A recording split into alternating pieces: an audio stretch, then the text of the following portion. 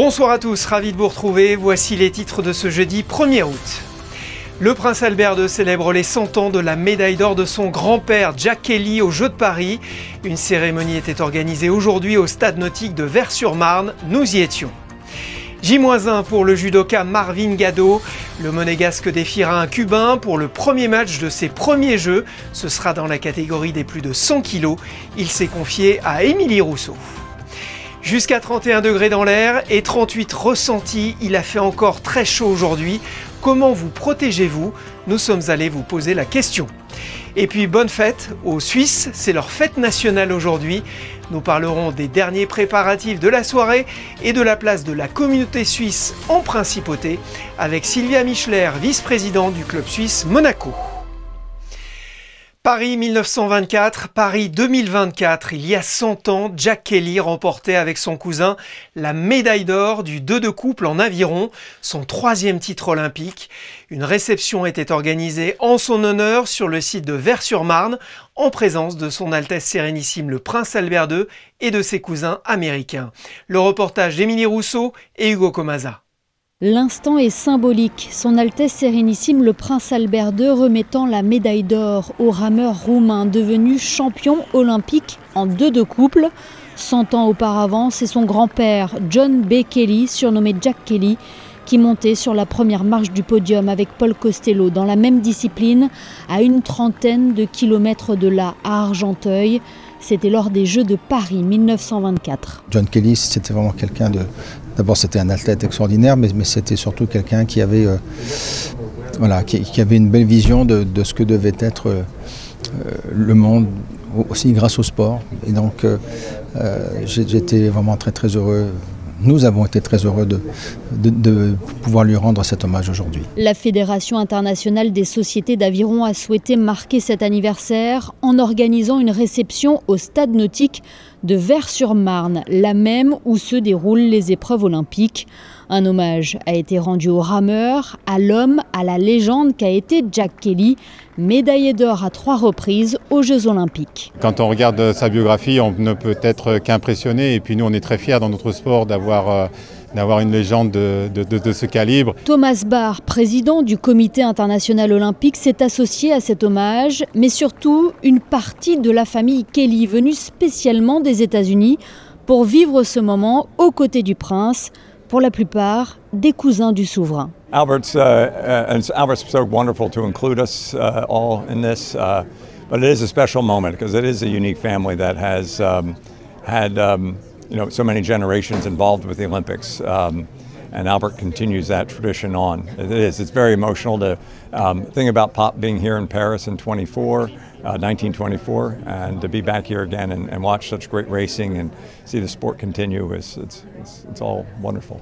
Jack Kelly aura marqué l'histoire de son sport. Son nom est d'ailleurs à jamais lié à l'aviron, puisque quelques années plus tard, le frère de la princesse Grace, Kel Kelly, participera à 4 Jeux olympiques et signera même une médaille de bronze en skiff à Melbourne en 1956. Pas de monégasque en compétition aujourd'hui, mais 3 demain. Nous vous parlions hier de la sprinteuse Marie-Charlotte Gastaut qui entrera en piste au Stade de France. Et bien au même moment, le judoka Marvin Gado fera ses premiers pas olympiques sur les tatamis de l'Arena Champ de Mars. Ce sera dans la catégorie des plus de 100 kg, la même que celle du triple champion olympique Teddy Riner. Le monégasque défiera au premier tour le cubain Andy Granda. Il nous parle de son adversaire au micro d'Émilie Rousseau. Je vais combattre contre un cubain qui a été champion du monde il y a 2 ans. Donc j'ai jamais pris en compétition, mais en stage souvent on se prenait. C'est un gaucher, un profil assez particulier il est assez opportuniste, donc si il y a une erreur, il ne rattrape pas. Et, de toute façon on est au jeu, donc tous les tirages auraient été durs, mais il faut aller au combat et on va voir comment ça va se passer. Et on suivra aussi demain la dernière épreuve du rameur monégasque Quentin Antonielli. Passé la déception des quarts et des demi, il tentera de finir dans le top 20 de ces Jeux dans la catégorie du skiff en aviron. Nous sommes le jeudi 1er août et c'est le jour de la fête nationale suisse. Pour en parler, nous sommes en duplex avec la vice-présidente du club suisse Monaco, Sylvia Michler. Bonsoir. Bonsoir Sébastien. Faisons d'abord un petit voyage. À quoi ressemble un 1er août dans votre pays. En Suisse, on fait des petites fêtes dans le village, dans les montagnes, il y a des feux, des drapeaux partout. C'est vraiment une très jolie journée ou même soirée et c'est convivial, très convivial. Un événement célébré aussi par les expatriés suisses dans le monde entier et notamment à Monaco. Qu'avez-vous prévu ce soir ? Ce soir, on fête presque 100 personnes. On va être au Larboto, dans un restaurant pour fêter. Et ça va être décoré avec les drapeaux, les couleurs suisses, rouge et blanc comme Monaco. Et on a un chanteur qui va chanter la hymne. Voilà. Et après, on va danser, passer un bon moment ensemble. C'est le 1er août, c'est la fête nationale suisse. On est très fiers et on est patriotes quand même si on habite ailleurs de la Suisse. Quelques mots sur le club suisse Monaco. Combien y a-t-il d'adhérents et quelles sont les valeurs et la philosophie de ce club ? Aujourd'hui, on est 70 membres et c'est des Suisses mais aussi des non-Suisses parce qu'on est ouvert aussi pour les internationaux, les gens qui sont liés avec la Suisse. C'est vraiment ouvert et la philosophie, c'est vraiment de faire des événements, de créer des amitiés. On fait des événements culturels, politiques, sociaux.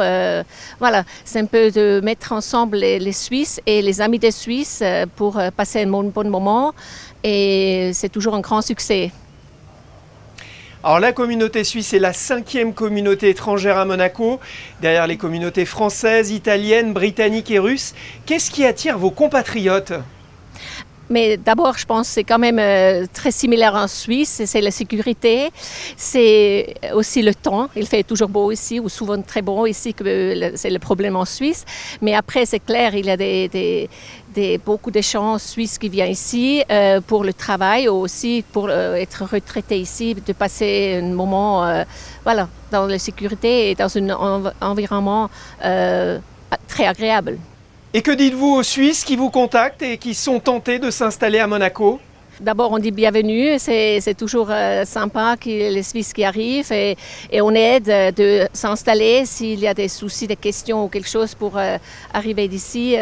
On est ici pour aider. C'est clair, les Suisses arrivent pour de différentes raisons et on essaie d'être ici pour nos compatriotes. Merci Sylvia Michler d'avoir été notre invitée et bonne fête encore à tous les Suisses. Merci beaucoup, merci, au revoir. La chaleur persiste jusqu'à 31 degrés aujourd'hui dans l'air et 38 degrés ressentis par le corps. Il faut donc rester vigilant, limiter les efforts, rechercher l'ombre et s'hydrater régulièrement. Chacun a sa méthode pour se protéger et atténuer les effets de la chaleur comme l'ont constaté Vanessa Dessy et Lionel Bernardi. Devenu un phénomène récurrent, les fortes chaleurs impactent notre quotidien de manière significative. Les températures élevées peuvent entraîner des risques pour la santé, notamment des coups de chaleur, des déshydratations et des malaises. Alors, face à la situation, quelles mesures adopte la population monégasque pour se protéger ? Là, ça va parce qu'il y a la douche juste en bas. Du coup, on fait des petites pauses, on va se mettre sous la douche. Et après, je pense à la pause, on va aller se baigner. Et voilà. C'est tout ce qu'on fait et après on boit beaucoup aussi. On vient de boire une petite bouteille d'eau, on marche à l'ombre et puis voilà. Puis on va rentrer au frais, voilà. On sortira sur le soir. Ah, la chaleur, je sors à l'eau, tout mouillé, bien rafraîchi et maintenant je vais à la salle à gym avec la climat. Crème solaire déjà, casquette et parasol souvent. En restant à l'ombre et en buvant beaucoup. Eh bien, je prends souvent des douches froides, voilà. Moi, j'habite ici, alors je ne sors pas entre midi et 4 heures. Surtout ça. Mais je pense que tout le monde le fait en zone méditerranéenne et c'est normal. On a chapeau, lunettes de soleil et puis on boit beaucoup. Et ce qu'il y a, c'est que si on voit que c'est trop chaud, moi, je m'arrange avec mes 2 gars pour essayer. Une fois, c'est moi qui est à l'ombre, une fois, c'est un autre, une fois, on arrive à gérer. Entre hydratation, vêtements légers et lieux ombragés, en principauté, chacun a sa propre technique. En cette période de forte chaleur, une idée d'activité pour vos enfants. L'association La Valise à Histoire propose des ateliers de lecture au parc Princesse Antoinette. Une très belle initiative pour leur donner le goût des livres, stimuler leur curiosité et leur imagination. Cassandra San Carlos et Lionel Bernardi ont assisté à un de ces ateliers sur le thème de l'Afrique. Direction l'Afrique pour ces jeunes enfants. L'association La Valise à Histoire organise des ateliers lecture pour les plus petits. Une véritable réussite grâce à la créatrice qui raconte de multiples contes à des enfants attentifs et émerveillés. J'ai travaillé pendant plus de 20 ans dans les bibliothèques d'école et je me suis passionnée pour la littérature jeunesse. Donc effectivement, j'adore raconter des histoires aux enfants et j'ai découvert le tapis à histoire. Donc c'est un tapis en tissu sur des thèmes bien définis. Donc je fais évoluer des petits personnages en racontant des histoires. Depuis 2021, l'association se rend dans des structures d'enfance et de petite enfance pour faire voyager les jeunes dans un monde imaginaire. Le but, stimuler leur créativité et leur langage en apprenant le plus de vocabulaire possible. Céline plonge son public au cœur de ces histoires à l'aide de tapis ou divers objets qu'elle crée de ses propres mains. Ces ateliers de lecture sont à retrouver tout au long de l'année. Chaque mois, le thème varie pour que les bambins découvrent une multitude d'univers différents. Les ateliers se font en général une fois par mois, tous les mercredis, des mercredis après-midi entre 15h et 17h. J'essaye chaque année de lire de différentes histoires, mais toujours avec le même support, le Père Noël, voilà, donc l'automne, le printemps. Puis là, c'était la chaleur, donc j'ai pensé à l'Afrique. Les enfants ne sont pas seulement spectateurs. À chaque fin d'atelier, Céline organise des activités manuelles pour que les participants puissent repartir avec un souvenir. Et si vous visitiez la grotte de Lascaux sans quitter la principauté, c'est ce que propose le musée d'anthropologie préhistorique depuis le mois d'avril et jusqu'au 21 novembre. Plus qu'une exposition, une immersion. Christina Thomel et Olivier Bonello l'ont visité pour nous.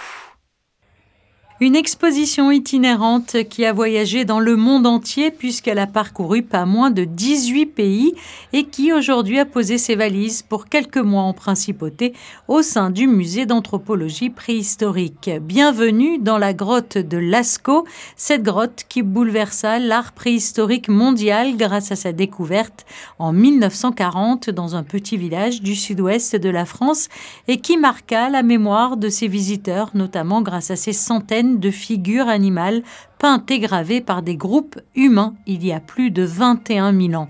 Vidéos, tables interactives, reconstitutions hyper réalistes, hommes de Cro-Magnon plus vrais que nature, pièces inédites, une exposition fascinante qui vous proposera une expérience immersive dans la grotte de Lascaux.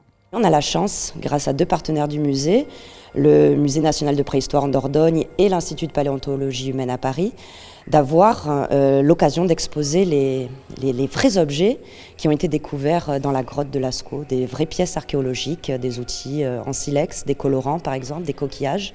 Certaines pièces sont sorties pour la première fois et l'intégralité des collections a été aussi étudiée récemment. Donc il y a des nouveaux résultats scientifiques qui permettent de faire parler ces objets, de mieux les comprendre, à quoi ils sont servis, leur fonctionnement. Et c'est magnifique d'avoir par exemple une lampe qui a aidé à éclairer dans la grotte de Lascaux ou un outil qui a permis de graver les colorants, les vrais colorants de la grotte. On a les collections évidemment d'Elisabeth Dénès, les mannequins que vous voyez derrière moi, ces magnifiques Cro-Magnon magdaléniens. Et effectivement, c'est arrivé par grutage pendant 2 nuits blanches, mais les passionnés ne comptent pas leurs heures, que ce soit de leur côté ou du nôtre. Et on était ravis de voir ouvrir ces caisses et de découvrir peu à peu le montage de l'exposition qui prend aujourd'hui vie. Inscrite en 1979 sur la liste du patrimoine mondial de l'UNESCO, la grotte de Lascaux continue de faire parler d'elle. Et même si on ne peut plus la visiter aujourd'hui afin de la préserver, grâce à cette exposition, vous pourrez quand même la découvrir et voir les nombreux objets qui la composaient, mais aussi vous immerger à l'intérieur grâce à la réalité virtuelle, une expérience permettant une exploration détaillée des peintures et techniques de l'art préhistorique, accessible uniquement sur réservation. L'exposition sera accessible jusqu'au 21 novembre. Et le musée d'anthropologie préhistorique vous propose une visite VIP le mardi 20 août de 15h à 16h30 au tarif promotionnel de 5 € par personne. Alors un conseil, réservez dès maintenant, le nombre de places est limité. De la musique électro hier soir au club La Vigie, c'est une célèbre DJ italienne, Giada Prince, qui était aux platines de cette soirée privée dans ce lieu iconique.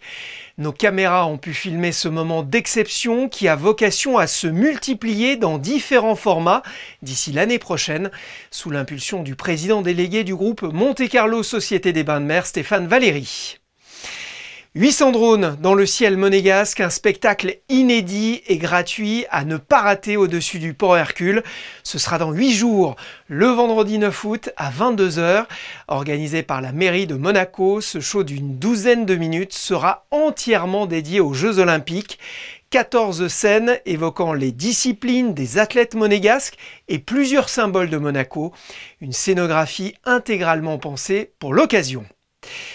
On passe à la météo de ce mercredi. Quelle est la tendance, Alban Jean-Jambre ? Bonsoir Sébastien, bonsoir à tous. La situation reste stable en principauté. Il fait encore chaud à Monaco. Demain, le thermomètre affichera 25 degrés au matin et jusqu'à 29 degrés l'après-midi. Des températures légèrement plus douces ces derniers jours, donc dans l'attente de quelques orages attendus ce week-end qui devraient nous rafraîchir. En attendant, faites attention à vous et en ce vendredi 2 août, nous souhaiterons une bonne fête aux Juliens.